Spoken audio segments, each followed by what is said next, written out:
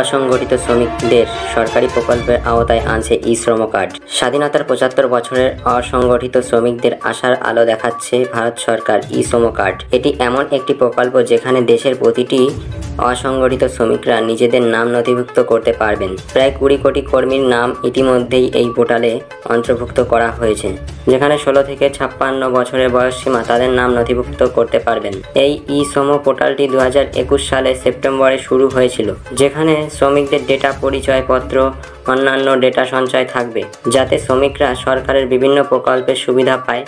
কেন্দ্রীয় সরকার মূলত অসংগঠিত শ্রমিক ডেটাবেস তৈরি করার জন্য এই প্রকল্পের সূচনা করেছেন। এই পোর্টালের নাম নথিভুক্ত করতে কিছু নিয়মাবলী রয়েছে। ই-শ্রম কার্ডটি একটি ইউনিভার্সাল অ্যাকাউন্ট নাম্বার দেওয়া থাকবে। কৃষক, শ্রমিক, গাড়ি চালকরা এই প্রকল্পে অন্তর্ভুক্ত। যারা ইপিএফও সদস্য নন, তারাও এই প্রকল্পের আওতায় পড়বেন। যদি কিছু অসঙ্গতি দেখা যায়, তাহলে ফর্মটি বাতিল পর্যন্ত হতে পারে।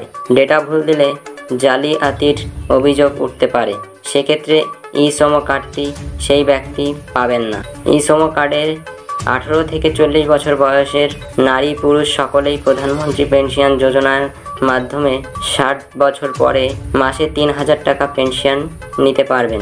এই কার্ডের সাহায্যে প্রধানমন্ত্রী সুরক্ষা বীমা যোজনার সুবিধাও পাওয়া যাবে। ভিডিওটি ভালো লাগলে প্রচুর পরিমাণে লাইক এবং শেয়ার করুন।